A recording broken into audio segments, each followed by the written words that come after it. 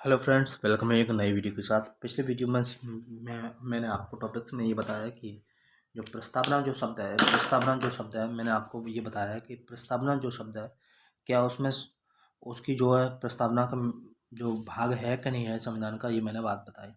आज मैं बात करने वाला हूँ प्रस्तावना में संशोधन की संभावना। क्या प्रस्तावना में संशोधन हो सकता है? भारतीय संविधान की बात कर रहा हूँ, इंडियन कॉन्स्टिट्यूशन की मैं बात कर रहा हूँ। क्या प्रस्तावना में संशोधन हो सकता है? तो ये सारी बातें आज करने वाले हैं। तो अभी तक आपने चैनल को सब्सक्राइब नहीं किया तो चैनल को सब्सक्राइब करना है, जिससे सब्सक्राइब करने से कोई पैसा निःशुल्क सारी चीज़ें हैं, कोई पैसा नहीं लग रहा है। इससे ये होगा कि सारी जितनी भी वीडियो मैं बनाऊंगा आपको जल्दी से जल्दी उसको नोटिफिकेशन प्राप्त हो जाएगा और आप उसको जल्दी से देख सकते हैं, तैयारी को और बेहतर बेहतर तरीके से बेहतर बना सकते हैं।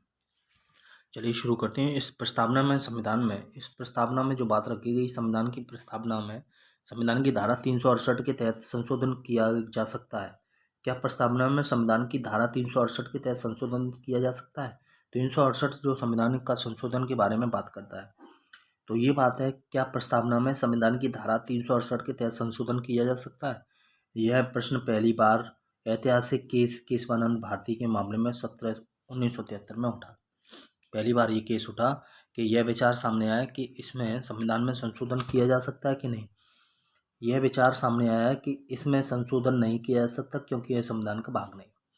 यह प्रश्न उठा कि संविधान में इसमें संशोधन नहीं किया जा सकता और इसमें कोई संशोधन नहीं किया जा सकता क्योंकि यह संविधान का भाग नहीं है।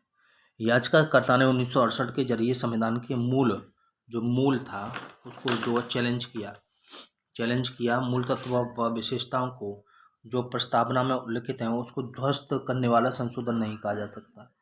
तत्व व मूल विशेषताएं जो कि प्रस्तावना में उल्लिखित है, ध्वस्त करने वाला संशोधन नहीं किया जा सकता।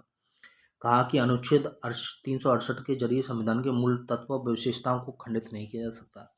एक चैलेंज किया याची ने कि 368 में जो संविधान संशोधन की बात हो रही है उसमें ये नहीं कर सकते कि आप मूल तत्व हैं, मूल विशेषताएं उसको ही आप ध्वस्त कर दो, ऐसा नहीं किया जा सकता। हालांकि उच्चतम न्यायालय ने व्यवस्था दी कि प्रस्तावना संविधान का भी भाग है। न्यायालय ने अपना यह मत बेरुवाड़ी केस 1960 के तहत दिया और कहा कि इससे पूर्व में केस में संदर्भित निर्णय गलत था और कहा कि प्रस्तावना को संशोधित किया जा सकता है। बेरुवाड़ी में ये बोला कि इस प्रस्तावना को संशोधित नहीं किया जा सकता क्योंकि वो संविधान का हिस्सा नहीं है, परंतु 1960 की बात की संविधान भारती में ये बोला कि किया जा सकता है बशर्ते मूल विशेषता में संशोधन नहीं किया जा सकता। ये बात बोली कि मूल विशेषता में क्या नहीं किया जा सकता, संशोधन नहीं किया जा सकता। दूसरे शब्दों में न्यायालय ने व्यवस्था दी कि प्रस्तावना में निहित मूल विशेषताओं को अनुच्छेद 368 के तहत संशोधन नहीं किया जा सकता।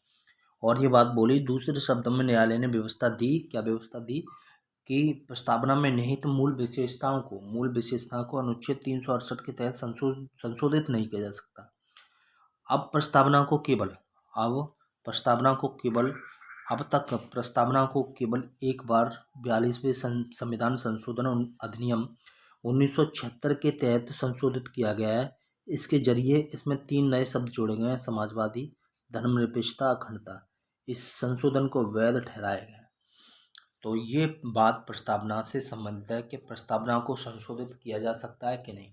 यदि संशोधित किया जा सकता तो कैसे संशोधित किया जा सकता है, लेकिन मूल तत्व और मूल विशेषताओं को खंडित नहीं किया जा सकता, समाप्त नहीं किया जा सकता। तो बेरुवाड़ी केस में 1960 में बोला गया प्रस्तावना संविधान का भाग नहीं है, इसलिए उसमें कोई चेंज नो अमेंडमेंट हो सकता है। उसके बाद 1973 में केशवानंद भारती में ये बात बोली गई कि नहीं, पूर्व में जो निर्णय दिया गया था वो गलत था। प्रस्तावना संविधान का ही भाग है, इसलिए संविधान का भाग है, इसलिए उसमें संशोधन किया जा सकता है। तो ये सारी बातें इसकी है। तो नेक्स्ट वीडियो में मिलते हैं नए चैप्टर के साथ, नए वीडियो के साथ, नए तथ्यों के साथ। तब तक के लिए अपना ख्याल रखिए, वीडियो को एंजॉय कीजिए, अपनी तैयारी को मस्त बेहतर बनाइए।